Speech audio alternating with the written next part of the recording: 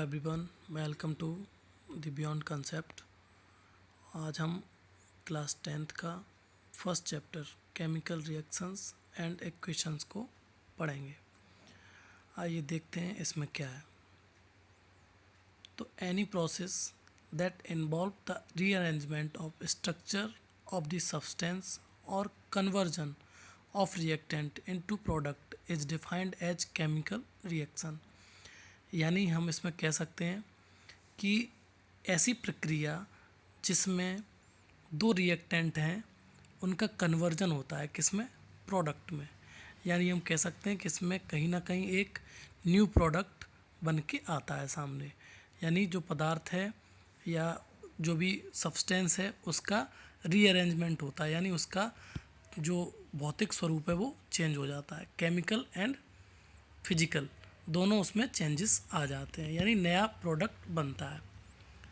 अब for a chemical reactions to occur the change can be observe in the form of.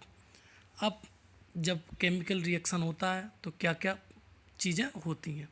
तो पहला इसमें change in state, यानी state में परिवर्तन होता है, यानी उसकी कहीं ना कहीं जो अवस्था होती है वो बदल जाती है। ये अवस्था सॉलिड से लिक्विड भी हो सकती है, लिक्विड से गैसियस भी हो सकती है, यानी एक स्टेट से दूसरी स्टेट में उसका चेंज हो जाता है। अब चेंज इन कलर, कलर में भी चेंज हो जाता है। जैसे कि हमने देखा होगा कोई लोहे की वस्तु है उसमें जंग लग जाती है तो उसमें कैसा हो जाता है, रेडिश ब्राउन कलर हो जाता है, जो कि पहले सिल्वर कलर था। अब इसमें एक रिएक्शंस दिखाया गया। तो बेसिकली केमिकल रिएक्शंस में दो साइड्स होते हैं, एक लेफ्ट हैंड साइड और एक राइट हैंड साइड। इसमें लेफ्ट हैंड साइड में हमेशा हम दो रिएक्टेंट को लिखते हैं। रिएक्टेंट मतलब है ऐसे दो पदार्थ जो कि आपस में क्रिया करते हैं और क्रिया करने के बाद एक नया प्रोडक्ट बनता है। तो प्रोडक्ट को हम लेफ्ट साइड में रखते हैं। यहाँ एक इक्वेशन दी हुई है, इसमें हम देखते हैं आयरन की किसके साथ क्रिया हो रही है, ऑक्सीजन के साथ, यानी आयरन ऑक्सीजन के साथ रिएक्ट कर रहा है और in the presence of moisture, यानी H2O क्या है, ये पानी है और ये मॉइस्चर के फॉर्म में ये प्रेजेंट है। तो आयरन जब ऑक्सीजन के कांटेक्ट में आता है साथ ही क्या होना चाहिए, मॉइस्चर होना चाहिए। तो ये नया प्रोडक्ट बनता है। नया प्रोडक्ट का नाम क्या है, Fe2O3, यानी आयरन ऑक्साइड। इसका नाम दिया जाता है रस्ट, यानी जो जंग लग जाती, कोई भी लोहे की वस्तु है उसको जब उस पर रिएक्शन होता है किसका, एयर का, एयर में ऑक्सीजन का, किसकी उपस्थिति में, नमी की उपस्थिति में, तो क्या बनता है, आयरन ऑक्साइड, जिसको हम बोलते हैं जंग या कोरोजन। तो ये प्रोसेस है। इसके बाद हम आगे पढ़ेंगे और क्या क्या होता है इसमें। तो दूसरा होता है, पहला हमने देख लिया चेंज इन स्टेट, यानी उसकी अवस्था में परिवर्तन होता है। रिएक्शन के बाद पहले जो रिएक्टेंट थे, बाद में जो प्रोडक्ट बनता है उसका जो नेचर होता है वो रिएक्टेंट से बिल्कुल डिफरेंट होता है। जैसे हम देख लें H2O देख लो, पानी को, पानी में क्या होता है, हाइड्रोजन और ऑक्सीजन मिलकर क्या बनाते हैं, वाटर, H2O। लेकिन अगर देखा जाए तो हाइड्रोजन गैस है और ऑक्सीजन गैस है, लेकिन दोनों ने मिलकर क्या बनाया, लिक्विड। यानी कहीं ना कहीं रिएक्टेंट का नेचर कैसा था, गैसियस, और जो प्रोडक्ट बना उसका कैसा है, सॉलिड, वो लिक्विड। अब बात करेंगे चेंज इन टेम्परेचर।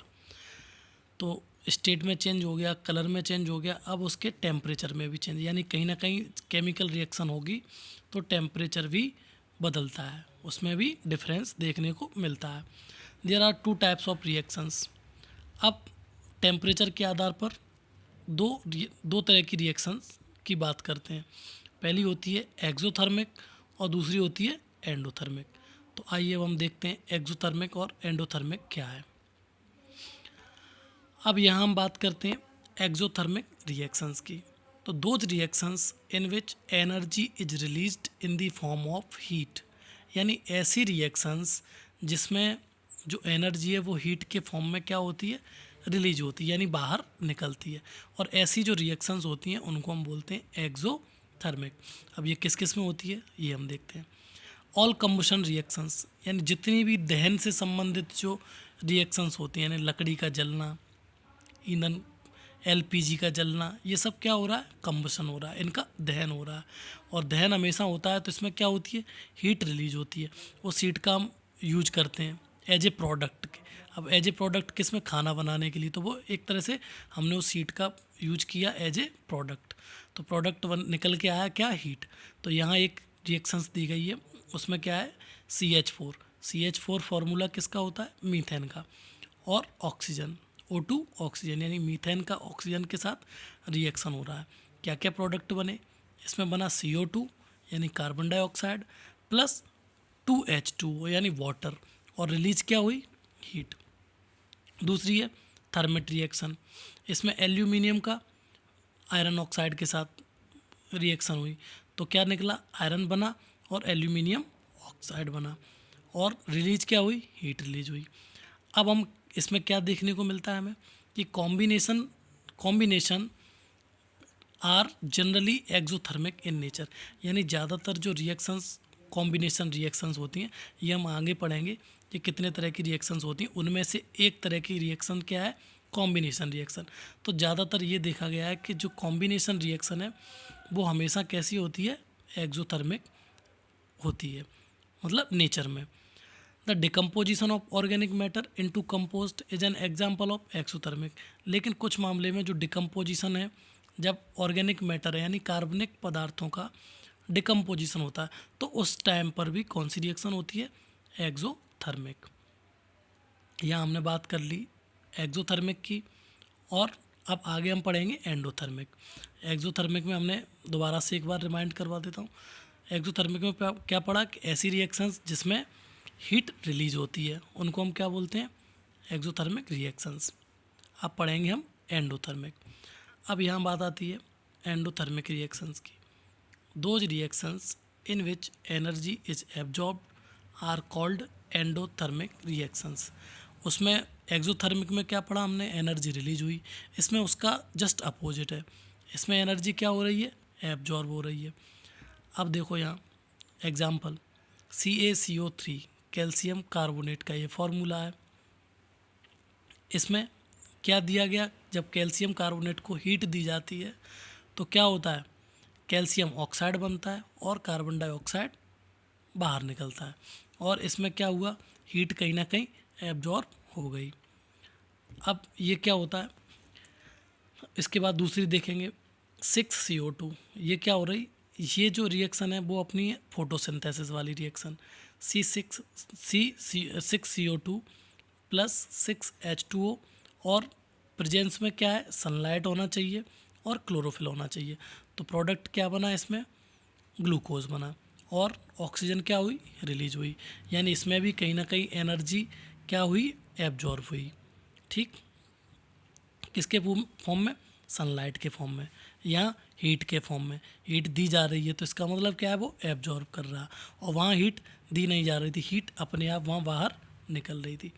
तो evolution of any gas when zinc react with sulphuric acid it gives hydrogen.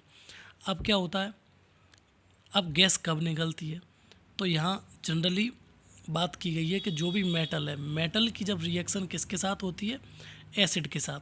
Acid कोई भी हो, चाहे वो HCl हो या सल्फ्यूरिक एसिड हो, ये सब हम आगे डिटेल में पढ़ेंगे। अभी फ़िलहाल हमें किस पे फोकस करना है कि केमिकल रिएक्शंस होती क्या है और इनका कैसा स्ट्रक्चर होता है, क्या क्या इनकी प्रॉपर्टीज़ होती हैं। तो यहाँ हमने क्या पढ़ा, स्ट्रक्चर क्या होता है कि इसमें 2 रिएक्टेंट होते हैं, 2 या 2 से ज़्यादा भी हो सकते हैं, और एक प्रोडक्ट बनता है, एक या एक से ज़्यादा भी प्रोडक्ट बन सकता है। और रिएक्टेंट जो होते हैं उनको हम लेफ़्ट साइड में रखते हैं, और जो प्रोडक्ट होता है उसको हम राइट साइड में। तो ये हाइड्रोजन गैस हो गया। अब बात आती है कि जिंक। तो जिंक का क्या हुआ, जब जिंक ने रिएक्ट किया किसके साथ, सल्फ्यूरिक एसिड के साथ, तो क्या दिया हमें, हाइड्रोजन गैस दिया। यहाँ जिंक का फार्मूला दिया है, जिंक का फार्मूला है Zn, और H2SO4 फार्मूला है सल्फ्यूरिक एसिड का, और क्या बना प्रोडक्ट, जिंक सल्फेट बना, और हाइड्रोजन गैस रिलीज हुई। अब फॉर्मेशन ऑफ प्रेसिपिटेट कैसे बनता है, तो when a soluble carbonate react with barium, यानी जो घुलनशील कार्बोनेट होता है वो जब रिएक्ट करता है किसके साथ, बेरियम के साथ, तो बेरियम कार्बोनेट प्रेसिपिटेट के रूप में एब्जॉर्ब हो जाता है। अब चेंज इन स्टेट, इसके बाद हम क्या पढ़ेंगे, चेंज इन स्टेट। तो some chemical reactions are characterized by change in states.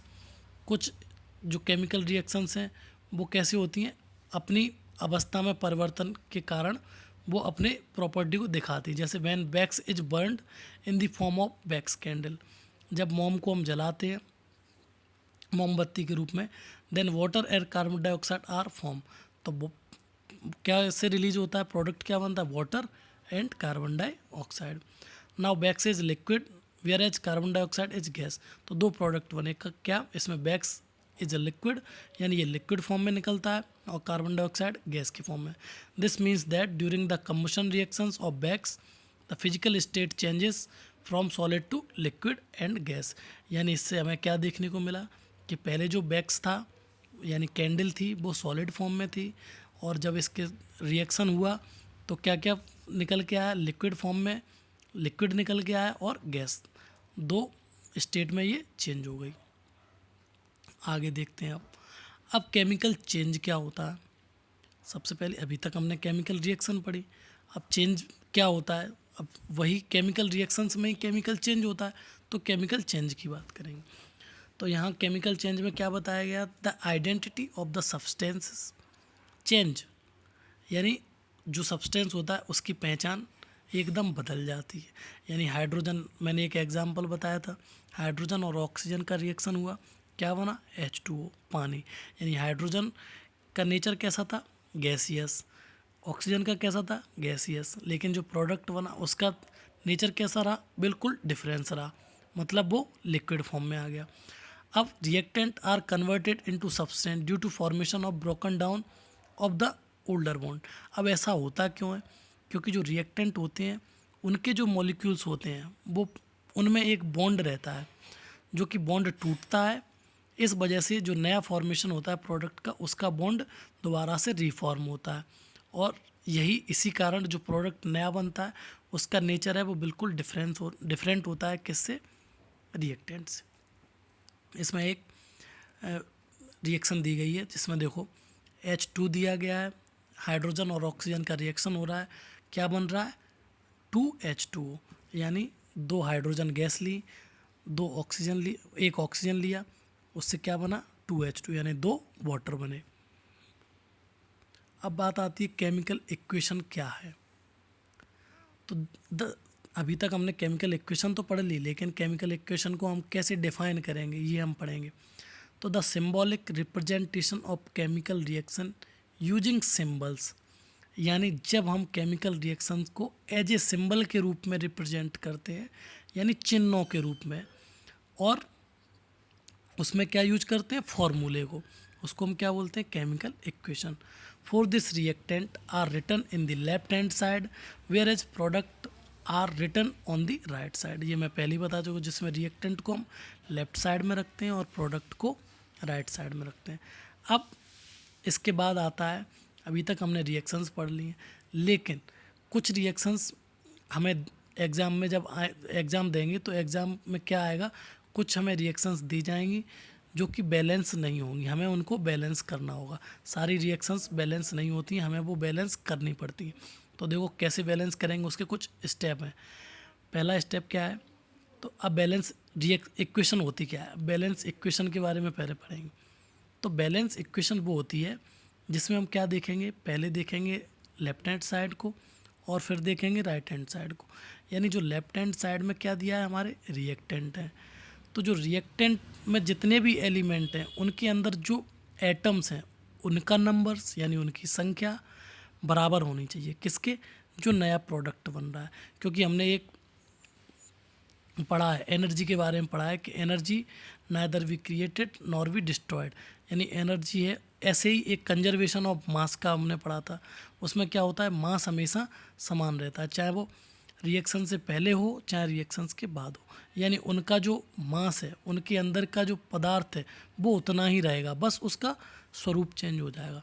इसीलिए हम क्या करेंगे, रिएक्टेंट में जितने भी एटम्स हैं उनकी संख्या और प्रोडक्ट में जितने भी एटम्स हैं उनकी संख्या इक्वल होनी चाहिए, तब हमारी जो इक्वेशन होगी वो बैलेंस इक्वेशन कही जाएगी। तो आज हम यहीं तक पढ़ लेंगे। कल हम आपको सारे स्टेप पढ़ाएंगे जिनमें कि जो इक्वेशंस हैं उनको हम बैलेंस करना सीखेंगे और कितने टाइप की रिएक्शंस हैं उनके बारे में हम डिटेल से पढ़ेंगे। और अगर ये जो केमिकल फार्मूले हैं उनके अगर सिंबल और फार्मूले अगर आपको नहीं पता है और अगर आप चाहते हैं कि इनको बताएं तो फिर आप कमेंट करना, मैं इनकी पूरी एक लिस्ट आपको प्रोवाइड कर दूंगा। एक दिन अपन इसको एक्सप्लेन कर लेंगे जिसमें सारे जो केमिकल फार्मूले हैं उनको अपन डिस्कस कर लेंगे। ठीक है, तो आज यहीं तक, धन्यवाद।